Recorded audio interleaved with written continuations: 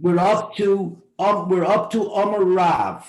Okay, so 20, that's like 29B2. 29b2. That's literally the first words on the page.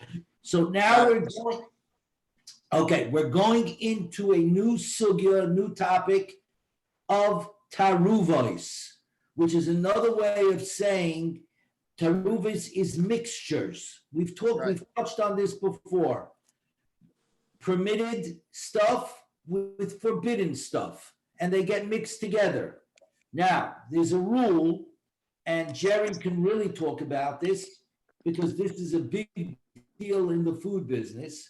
There's a rule that when it comes to chulin, i.e., regular, good old fashioned food, nothing holy about them,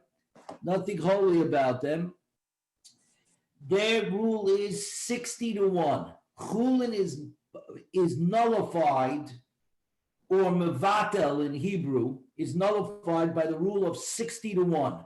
If you have 60 parts of chulin and one part of something else, it's the one part is nullified against the 60 and it remains good. We learned the same thing by truma. Truma is 100-1. 100 parts of good of chulin, one part truma. The truma gets nullified against the chulin. And we learned 200-1 with regard to kalayim and arla, regarding the first 3 years of tree growth, and kalayim, what is planted together with the vineyard. Now, all of that is true, except in the following case, which is davar chashuv, something that has value in and of itself. It is considered a davar chashuv. It is chashuv in its own right. It's valued in its own right. Cannot be mevatel at all. That means it retains its own identity. That's the best way to look what a davar chashuv is. Something that retains its own identity and therefore can never be nullified. To put this in another way, a person can never be nullified completely. A person's individualism cannot be nullified within an entire group. Okay? Now, within all these rules, there are different types. There's something called min b'minoi. So when the things that mix together are exactly the same type of food, i.e., they either taste the same or they have the same name. That's a machlokes, and whether it's one or the other, or do you need both? But min b'minoi, for the purposes of our Gemara, means that they taste the same. Okay? Now, there's also something called min she'enoi minoi. Obviously, when something mixes with something that's not like.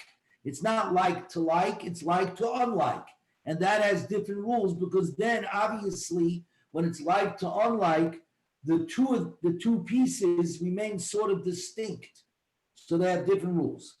Now, there's also yavesh b'yavesh, dry with dry, and yavesh b'lach, dry with wet. Obviously, dry with dry, again, the individual pieces retain their own identity. Lach b'yavesh, clearly, obviously, the two blend together completely, that it loses its own identity. Okay? Just give me a second. Now, and that means, let's say it's dry to dry, the word is used be'en. When it retains its identity and it's still there, it's still be'en, it's still discernible. If it's discernible, it has one wolf, as opposed to when it's not discernible. Now, regarding like to like, min b'minoi, there's a machlokes of whether, like I said, it goes by its taste or by its name. And for Agamor, it's going to be the taste. Now, all of this that I just said is all very nice, unless, of course, it's noisein tam. It gives over flavor. If the forbidden side of it, so let's say the truma side into chulin, that means the truma that goes into the non-sacred, even if it's 60-1, so that it should be mevatel, but if the truma gives over taste, if that happens and the taste is be'en, it's discernible, then even if it's a miyut, even if it's only a drop, but that drop is so powerful to pass through, taste onto something else, it's not mevatel, it can never be nullified. Okay, and this question that noising tam, giving over a flavor, can never be nullified, whether that's biblical in nature or rabbinical in nature. That's going to be a machlokes in the Gemara. And one other thing is klei cheres, earthenware kalim. We learned this before. Earthenware kalim minat Torah are a completely different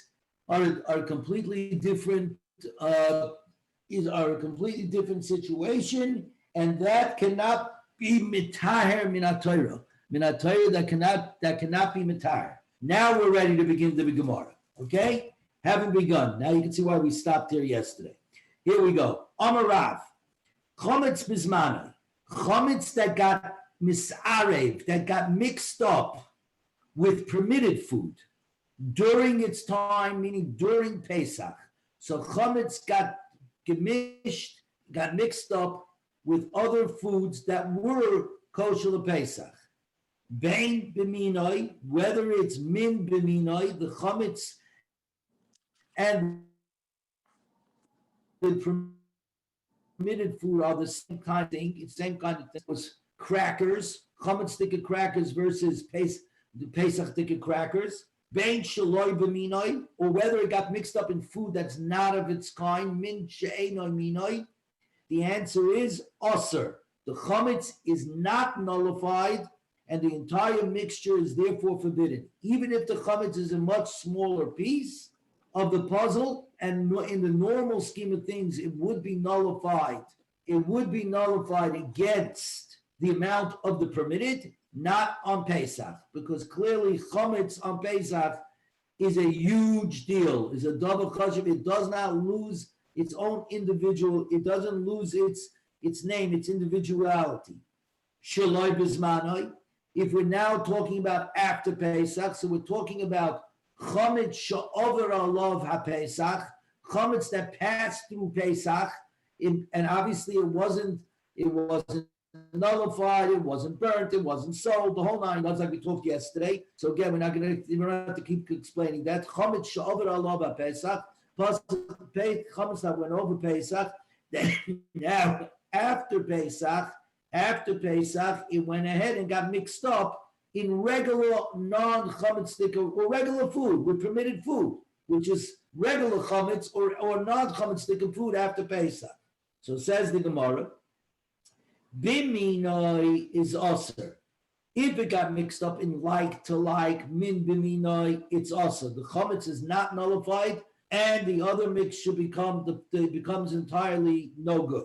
Shaloi biminoi, mutter. And if we're dealing with after Pesach, when it's min be'enoi minoi, then it becomes mutter. The chometz is the chometz, and it gets swallowed up in the rest of the mixture. So Zakti Gemara, b'maya skinim. What are we talking about? What is Rav saying? If we're talking about where the chometz imparts flavor, gives over flavor, what did we just say before? Shaloi b'zmanei, shaloi b'minoi mutter. So even after Pesach, and it's min she'ena minoi, like without like, it's a different situation. You're going to tell me it's mutter? It's noisei tam. We just said something that is noisei tam, that gives over flavor, by definition, is never nullified. So therefore, that doesn't make any sense to tell me shaloi b'minoi is mutter after Pesach. So you're going to tell me, then the Gemara is going to say, hayohiv tama, the chametz imparts flavor, and therefore it should not be nullified. So Zakti Gemara, ela b'mashu, we must be talking about chametz b'mashu. The amount of chametz was just a minute. It was a drop. Mashu means almost nothing. A mashu, what is it? Almost a little, almost a nothing. So therefore, the chametz that fell into the permitted was chametz that did not impart flavor. Chametz b'mashu obviously does not have enough strength. There's not enough chametz that it should have the ability to impart flavor. So since it didn't impart flavor after Pesach, chametz shavar alav Pesach, and then a mashu of it, a tiny bit of it, dropped into permitted, which was like to not like, we say that's okay after Pesach, says Rav. So now, having established the parameters here, says the Gemara, Chometz bizmanoi, Chometz on Pesach, Bein b'minoi, Bein she'ein minoi is also, it doesn't matter. Whether it's like to like or like not to like, it's also. Rav l'tamei, because Rav goes according to his time, the Rav is Shmuel, the Amr Tavayu, Kol Isurim Shebet all prohibited Isurim substances that I mentioned in the Torah. We are now on 29b3. B'minoi b'mashu, become Asr b'mashu. They Asr even in a minute amount. So that means even though they're not powerful enough to pass on any kind of flavor whatsoever, the Torah says, since the Torah HaKadosh Baruch Hu answered it, made it forbidden, that gave it a davar chashuv, it gave it its own identity. Therefore, by definition, here we are, that even if it's not nullified against the majority. Shaloi b'minoi, but if we're dealing with like to not like, okay, so we're dealing with two distinct things here, like to not like, b'noi same time. Then the isurim, the forbidden foods, only aser, forbid the mixture only if they pass over flavor. So there has to be enough of it that it has to be able to pass flavor, impart flavor into the not like thing that it fell into. So now, Rav goes chometz bizmanoi shaloi b'minoi, and Rav comes along and says, I'm forbidding in Pesach min be'enoi minoi, like without light. Okay, why? Because Atu minoi, because of the rule of minoi. The rule on minoi, according to Rav, is min b'minoi is also afilu b'mashu. Like to like is also even with a small amount. So therefore, I'm asering the same time period on Pesach that like to not like. Min she'ena minoi will also be aser b'mashu when it comes to chametz. Because I'm afraid otherwise you're going to make a mistake. And if I tell you that it's okay by min she'ena minoi, only b'noi same time, that like to not like is only no good when it imparts flavor, I might think that that's the same law by like to like, which of course it's not. And on Pesach, we're dealing with the chorus if you eat chametz. But regarding chametz, that's mixed with other foods, not in its time, that means after Pesach, and we're dealing with chametz over alav Pesach, b'minoi aser. Rav says it retains its problem since it's chametz that went over Pesach. It still sticks to the rules of chametz b'mashu, and it asers min b'minoi, like to like. Kid Rabbi Yehuda, like Rabbi Yehuda, because Rabbi Yehuda, as we learned yesterday, is the one that says from 7 hours on Erev Pesach onwards, before Pesach, on Pesach, and after Pesach, the chametz is aser, afilu b'hano. Shaloi b'minoi, but shaloi b'zmanoi, chametz she'over alav Pesach. Chametz that went after Pesach. So went over Pesach, and now we're dealing with after Pesach, and it mixed min she'enoi minoi, it mixed with like and not like. So the chametz and what it mixed in are not the same thing. There we say it's mutter. It becomes mutter. Why? And Rav is going to say over there, this is after Pesach. And ushaloi bizmanoi, ushaloi b'minoi, Otuminoi kulahai loy grazina. And if it's not the Zman, if it's not Pesach, it's already after Pesach, even though min b'minoi is also according to Rav, if it mixes like to like, it's also to Rav. I'm not going to be geyser. I'm not going to decree on min she'enoi minoi, on like to not like, because I'm afraid that you might forget and come to eat like to like. After Pesach, I'm not going that far to ask anything. On Pesach, bismanoi, I'm going to aser, I'm going to forbid min she'enoi minoi, like to not like, because I'm afraid like to like. But after Pesach, I'm only gonna forbid like to like min b'minoi, but I will not aser min she'enoi minoi because I'm worried about it. Because but the fact of the matter is, it's after Pesach. Okay, And there's no current. Everybody can hear me. Yeah. Just give me a thumbs up. Right, there's no cars. Correct. Charlie, you can hear me. Good. Okay. If you guys cannot hear me, just wave or something. Let me know. Okay. So here we go further. Shmuel Amar. Shmuel says no. Chometz bismanoi. Chometz that got mixed up with non-chometz food, with good kosher Pesach food on Pesach. B'minoi yosur. If it's min b'minoi like to like, so that it's not discernible what's what, then it's usher afilu amount, even though it doesn't impart flavor, it's not nice in time. Shaloi b'minoi on Pesach, sure that's not like it, mutter. It's mutter when it's mashu, when it does not impart flavor, when it's not nice in time. So Shmuel is somewhat more makel, is more lenient than Rav. And it's Shaloi Bismanoi, if we're dealing with after Pesach, with Chametz Shavuot Alava Pesach, after Pesach, says Shmuel, Bein B'minoi, even if it's like to like, Bein Shaloi B'minoi, whether it's like to not like, it's mutter. And the Gemara explains, Chametz Bismanoi, B'minoi Yosser, Chametz during its time, that means on Pesach, B'minoi like to like is also even b'mashu, even with the drop of chametz. Shmuel l'tamei, the Rabbi Shmuel d'amatabayu, because Rabbi and Shmuel said together, kol isur shebetorah, any forbidden substances that are mentioned in the Torah, b'minoi yisurim b'mashu, like to like, it's forbidden even b'mashu, even within a minute amount. Shaloi b'minoi b'noisen tam, and if it's like to not like, no, then it's not. It doesn't forbid unless it imparts flavor.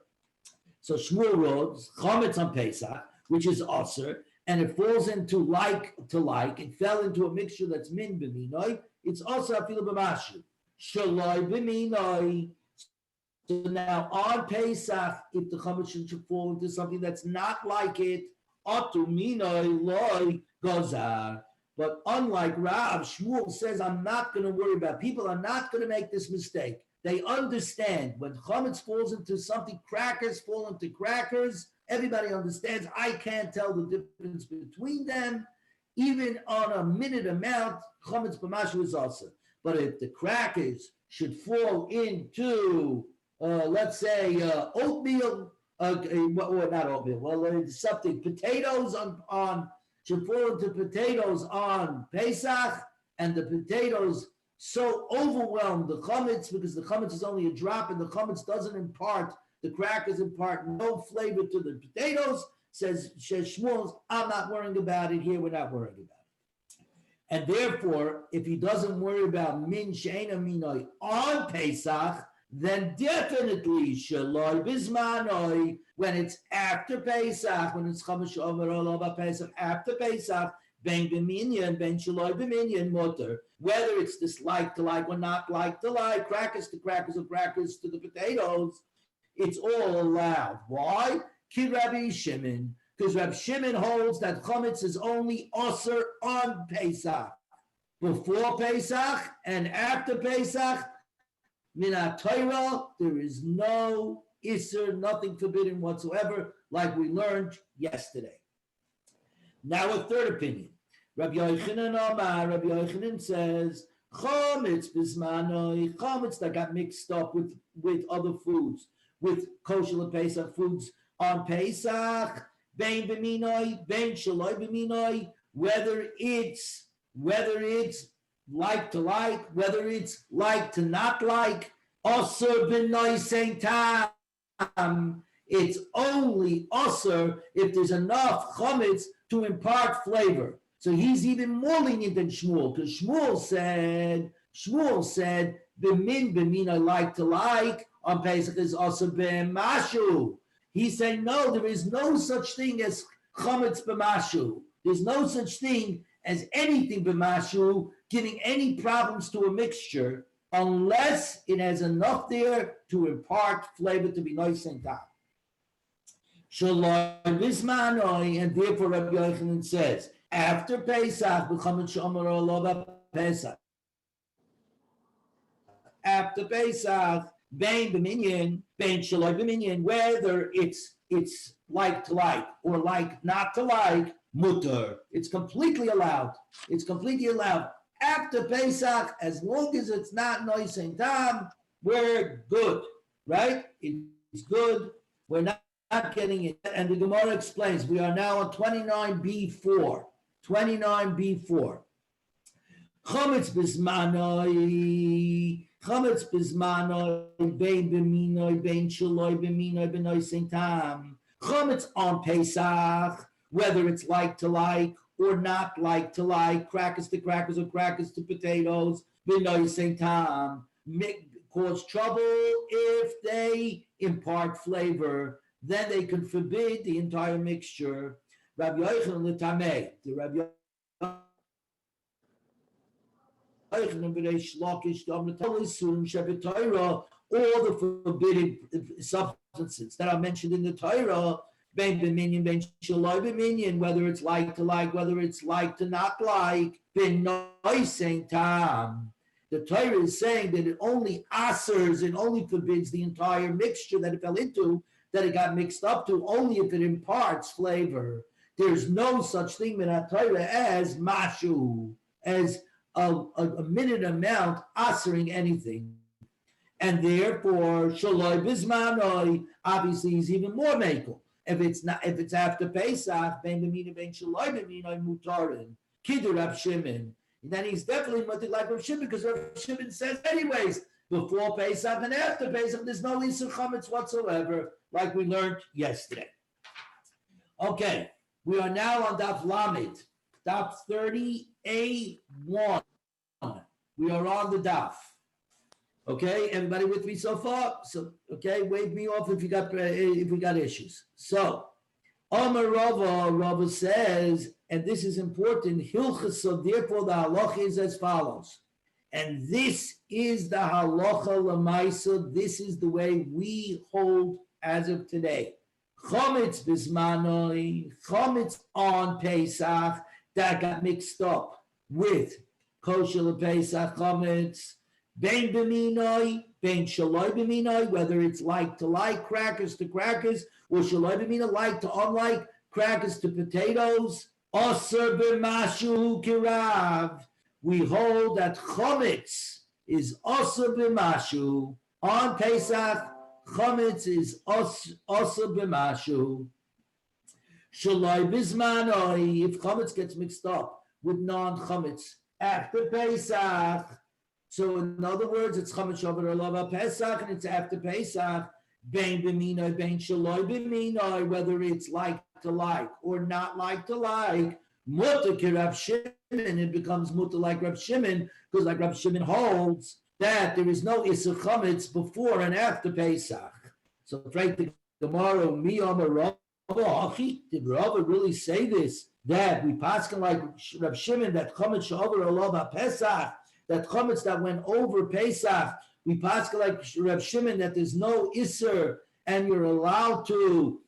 It's completely mutter because chametz is completely mutter, so there's no problems. But we learned before, yesterday, V'amar Rava, Rab Shimon konse konis, Rav Shimon assessed a rabbinical penalty on somebody who was chametz she'over olav Pesach, somebody who left his chametz over Pesach, who was over, who broke the forbidden rules of Bal Yirah, Bal Yamatzah, you shall not see, you shall not find. His chametz went over Pesach. We said you're not going to be able to go benefit from it after Pesach.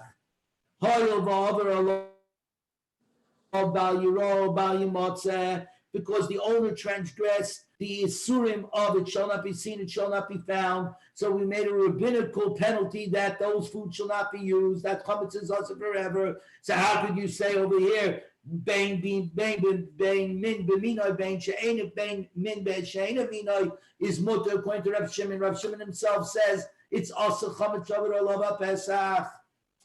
And for the Gemara, no, it's not so broad. Hanimili, this penalty of Rav Shimon is be'ene, when it's in its pure form. Aval ayidei taruva islai. But when it's part of a mixture, it's already mixed up in other stuff, in a much larger stuff, then it's mutter, there is no penalty. The only penalty is if you want to eat the chametz directly itself. So let's say you had Cheerios and you didn't sell the Cheerios.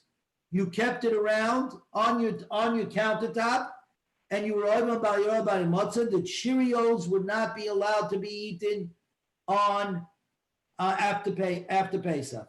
But if you made a cake afterwards and you used the Cheerios to make the cake, then the cake would be mutter because the Cheerios are now part of a mixture.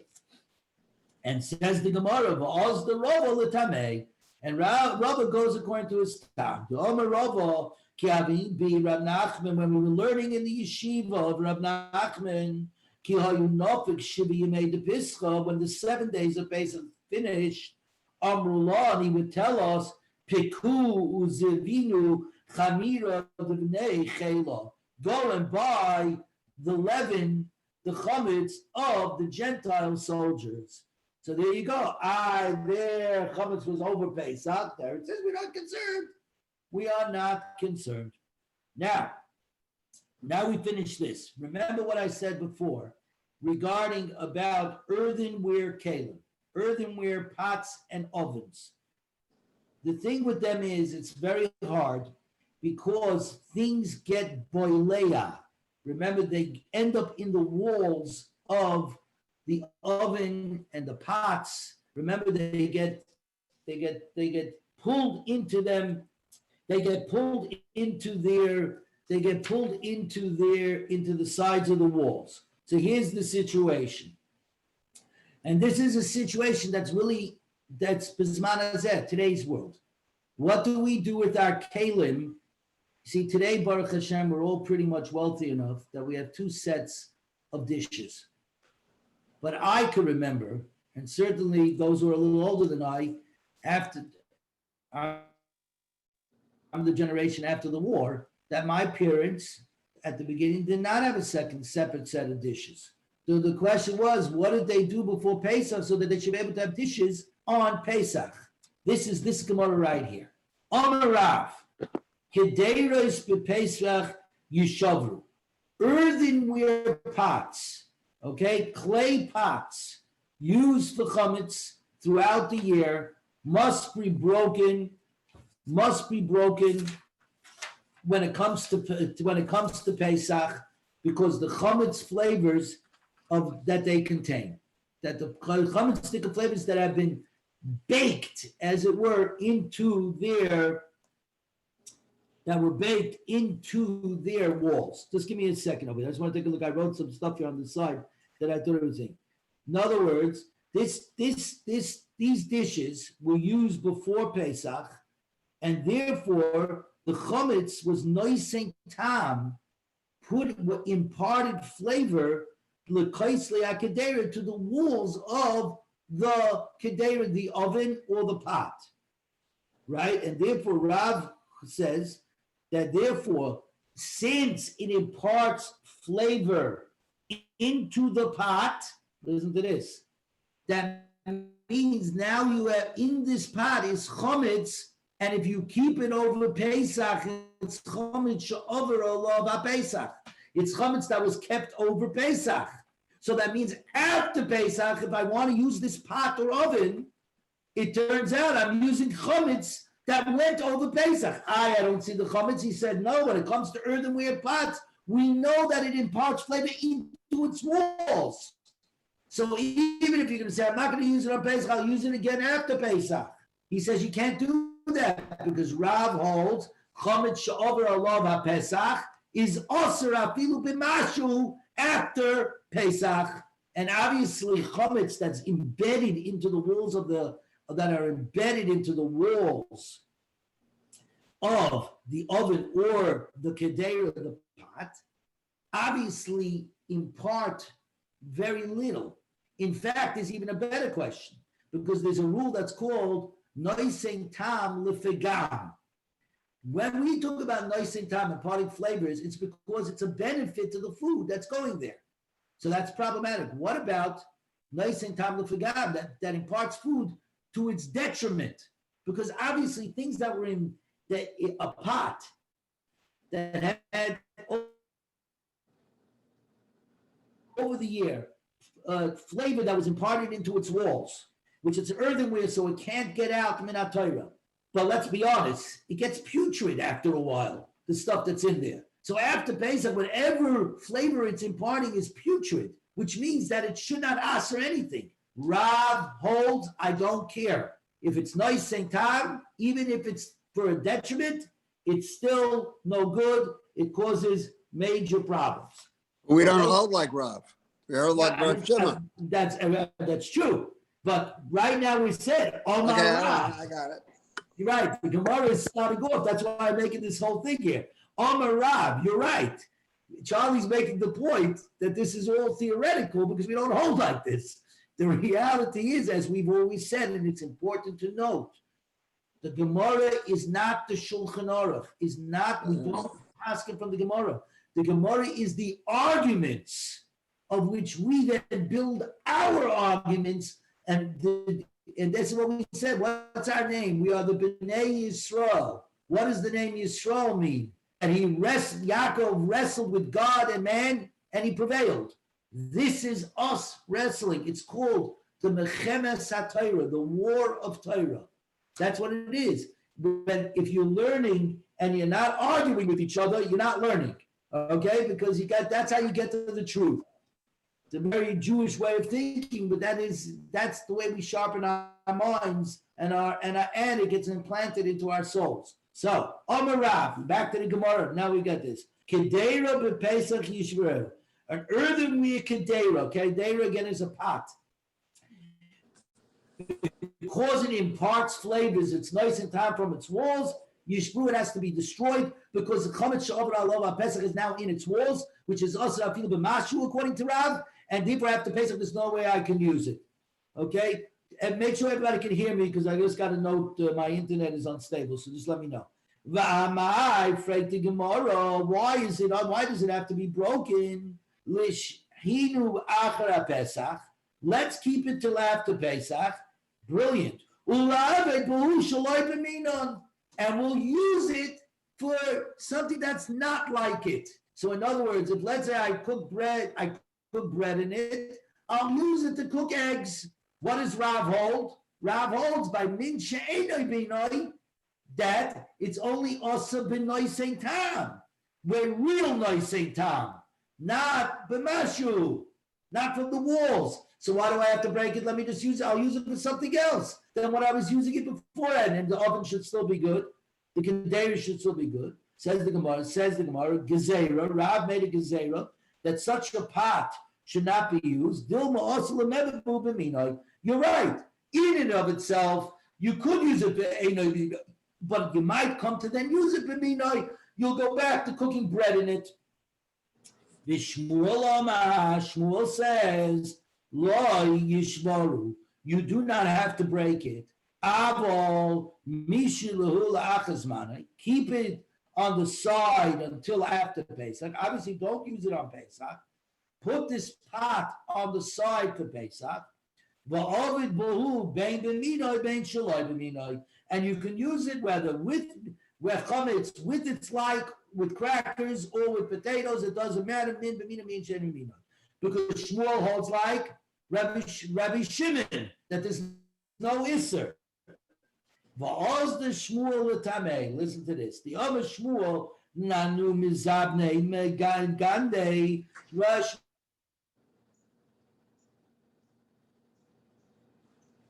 Shmuel said to those who were selling new pots after Pesach, and you could break your pots, the prices are through the roof. So they were raising the prices. You hear? They were raising the prices.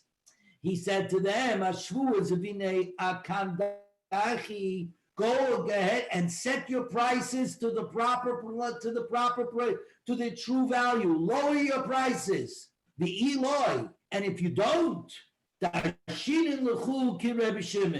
then I'm going to get up and publicly I'm going to dash like Rab Shimon, that no, even the old pots are good Pesach, because Rab Shimon holds after Pesach, there's no Isser chametz that went over Pesach. So you guys better lower your prices. This story actually has a very modern take to it. In Eretz Yisrael, as you all might know, Gerach Hasidim wear spodiks. They wear the high strangle, spodiks. So one year, not that long ago, about 10, 15 years ago, for some reason, the price of those spodiks jumped, and they went from like $400 to like $1,500. So the Gerer Rebbe came in, called the hat guys into his office, and he read him this Gemara of Shmuel. He said, guys, you better lower your prices, because if not, then Shabbos, on the next coming Shabbos, I, the rabbi, the grand rabbi, are not with the spodik. I'm going to walk into shul with a regular hat that I wear on weekdays. And I'm never going to put on a spodik again. Your business will be completely dead. The price dropped by that afternoon back to $400. Exactly. From this Gemara right here is what he quoted.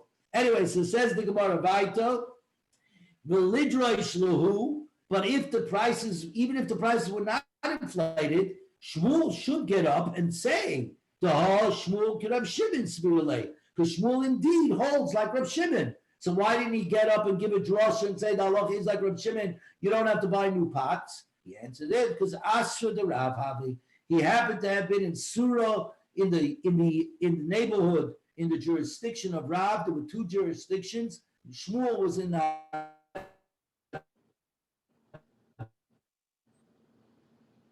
which was the big city, and in the Rav was in Surah, which was small, sort of like Boca Raton. Though Boca Raton keeps growing, the way it keeps growing, that may switch. Anyways, further, Ahu Tenura. Okay, I'm getting that message again. My internet is a little unstable, so just let me know. Ahu Tenura the Tochu Boy Tichaya. There was an oven that was greased with kosher animal fat, okay, on the inside before breaking bread with it, okay, before baking bread. Osra Ravas, which means that the bread that would be baked in it, would be fleishiks, not milchiks, not pariv, okay? Again, the oven was smoothed out with animal fats. By definition, anything baked in it would be fleishiks. So says the Gemara, also Rabbi Bar Hilai lemecha lerifta. Rabbi Bar Hilai asked anybody from eating the bread afilu memilcha, even just with plain salt. We're on the bottom of Lamed A3. That's Lamed A3. Li'olam, always. He says this oven is always to be considered fleishiks, because the animal fats that you fired it up with that were inside the Shemitah went into the walls of the oven. Dilma osi lamechol bechutcha. You might eat it with kutach, which happens to be a milchaga dip. you might end up taking the bread and dipping it into kutak, which is milkish, and you might come to eat meat and milk. So the bread is thing. You're not allowed to knead dough with milk. And if one needs it, the entire bread made from that dough is also. It cannot be eaten by it's not allowed to be eaten even by itself. Because it might lead to an avera of basar v'chalav. This is the reason why on Shavuos, some have the meaning and the minig, like I do, of eating milchige meals, right? And one of my daughters like to make, or my wife likes to make a milchige challah. But we make a simon on that challah. The challah can't look like all other challahs. It has to look different, completely different, and it has to be completely eaten up. There can be no leftovers. That's the rule. There can be no leftovers. Similarly, and now we're on Lamed Amid Beis, 30b1. Ain't toshenes atana bi'alya. You're not allowed to grease the bread oven with the fatty tail of a sheep. The sheep has got the fattiest part. The tosh. And if you do smear it with the fats, kol apas kula asura ad sheyasik esataner, and you grease it over until the entire bread is also until one fires up the oven to burn away the fats. You can already see the question, because before what did we say before? That it has to be destroyed, right? What did Rav he said before? Also Rav about ahilai lemechel ripsam. And the Tana has to be destroyed. We said before, the Tana has to be destroyed, right? So the question then becomes over here, so like the Gemara, you see that if you fire up the oven afterwards and you clean it out, at any rate, the bread that is afterwards baked in it becomes permitted. You're allowed to, because the meat flavors were taken out of the oven by the firing, were purged by firing up the oven. Tiyufta the rubber by Khalib Hilai Tiyufta, it's a Tiyufta, it slugs them up, it's a refutation. Something Gemara, Malay Rabbeinu Ravashi, B'chimeyachadi, Toisad Rabba Barach Liai. So now that you've refuted Rabbi Barach Hilai, which, and you said that the oven does not need to be destroyed, in fact, it could be fired up again. And if it's fired up again, we're okay. Amai kama Rav kederes b'pezach yishvaru. So why does Rav all the way at the beginning say that pots, earthenware pots that used for chametz have to be broken for Pesach, because otherwise it's chametz all over Pesach? Just take the pots, fire them up. It will repurge them from the original flavors, the Isidic flavors, and then I should be able to use it after Pesach. So why do I have to break it up? Amalei, so he said, Amalei, wholesome tana shamateches. We're dealing with an oven made out of metal. Here we're using a pot made of earthenware.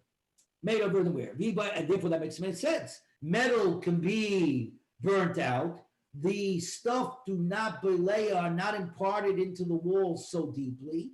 But in earthenware, the Torah says that it's impossible to get it out. Both were earthenware. The oven is earthenware and the pot is earthenware. In this case, one of this oven was fired from the inside. Obviously, you fire up an oven from the inside of it. So therefore, that fire was strong enough to purge the oven. And this one, the pot, is obviously heated up from the outside. That's not strong enough to go ahead and purge on the inside. So then the answer is, even the pot, let's burn it out on the inside. The answer with that is because we're afraid pots aren't as strong as ovens, and if you fire it up on the inside, the pot's going to break, it's going to shatter. Hilkach hai buchya. Therefore, this tile ring, a tile ring was a thick ring that was used to bake bread in it, and it was very, very strong. If you fire it up from the outside, then it and its bread is usher. The imal yagamre shapidami. But if you fill it with coals, in other words, you fire it up from the inside of the pot, you fill up the inside of the pot with coals, then it's good because we're now worried about that it's going to break, and then you're not going to do it correctly because you're going to be afraid it's going to break. These are so strong, these kalim, these utensils, we're not worried about it's going to break. Can everybody hear me, by the way? Because I see, it looks to me like everybody's frozen. Charlie, can you hear me? I can hear you. I think we lost. I'm not frozen. Everybody. You can hear me? Okay, great. Okay, We can hear great. you. Thanks. You guys can hear me. Okay, great. Because on my side, everybody's frozen. Okay, perfect. Here we go. So now we're getting to knives. And this is a big deal. Again, the silverware on Pesach.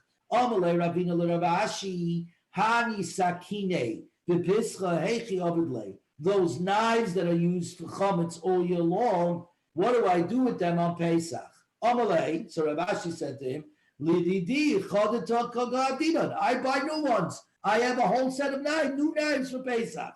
So Amalei, Ravina said to him, Tainach, that's good, Ma de Efshalom, because you could do it. You're wealthy enough to buy new dishes.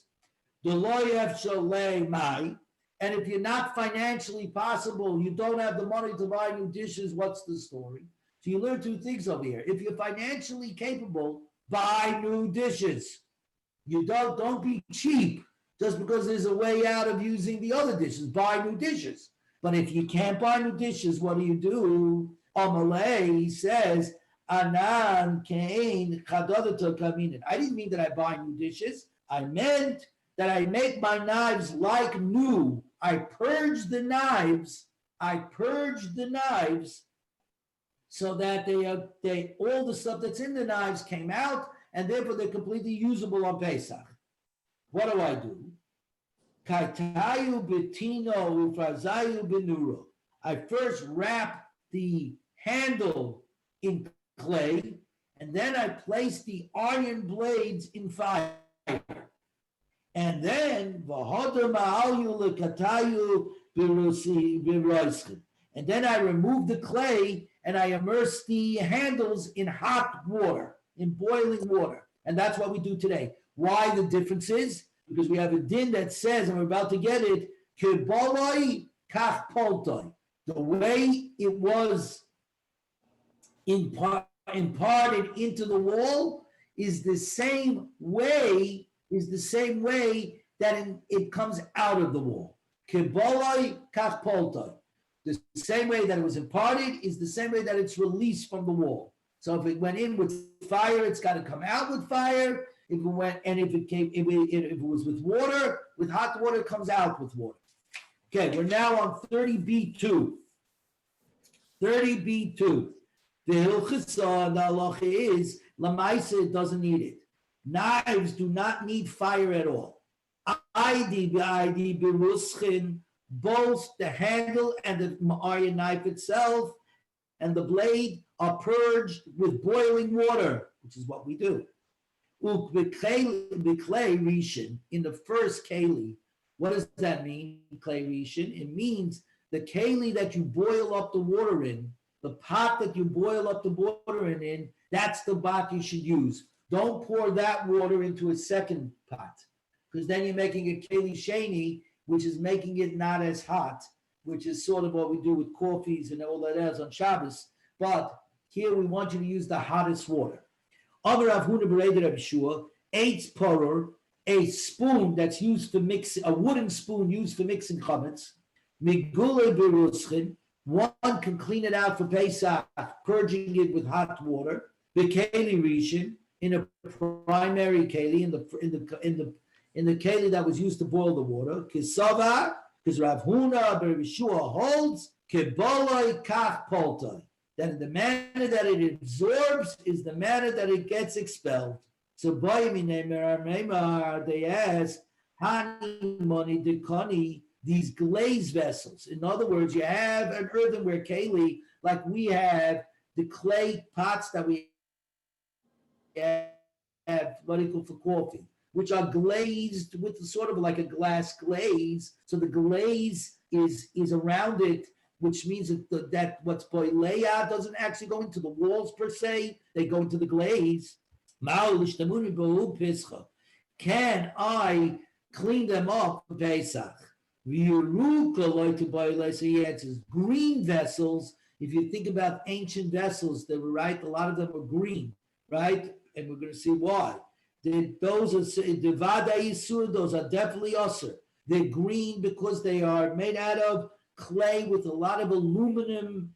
The article says they have a high alum content, which make the clays particularly absorbent.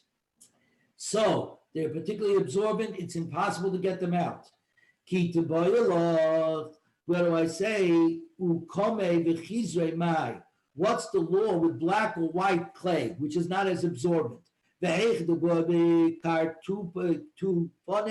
Where they have cracks, like the body also cracks, it's definitely also because the stuff goes directly into the wall of the pot. Kiti boile is shayamai, when it's very smooth, where the glaze is perfect and it's smooth and it's only a black and white. It's only using black and white clay, not the green clay. 30B3.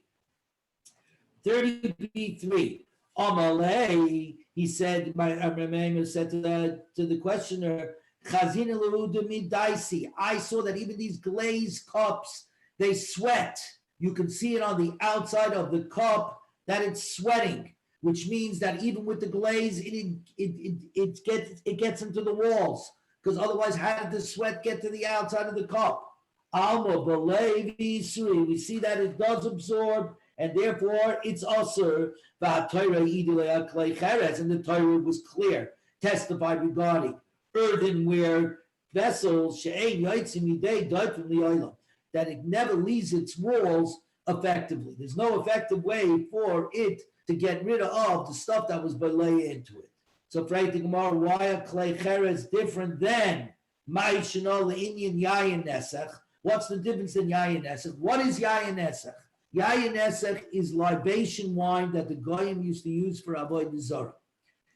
The Rabbanon came along, and this is what we're talking about over here, which is called stam yenoi. Stam, regular wine of a goy, today, as you know, is still usher. And the reason for that is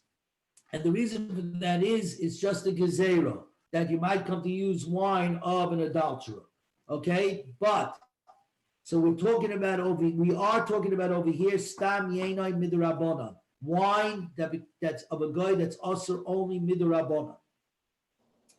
The Darish Merema, Mone de Koine, glazed earthenware vessels, okay, that contain stam yene, that contained a guy's wine. Bein ukamo bein chivare bein yeruke, whether the earthenware vessel is green, black, or white, shari, it's still allowed to be used. Why are those kelim allowed to be used, but not for wine and for the guy's wine, but not chametz? If you want to say yayin nesech the rabbanon, the whole thing about yayin nesech is only the rabbanon. Obviously, we're talking about not wine that was really used for libations for an avodah zarah, because that's also midiraisa. We're talking about stam goyish wine and chametz diaraisa. So therefore, the rabbanim were more lenient regarding stam yenai, regular wine of a guy, versus chametz diaraisa. Something more that can't be called the tikun rabbanon can't diaraisa tikun. Anything that the rabbanon enacted, they enacted it with the idea of it being like a biblical law. So Amalei, no. The usage of the vessel for chametz is usually with hot stuff. But this vessel is used for cold stuff.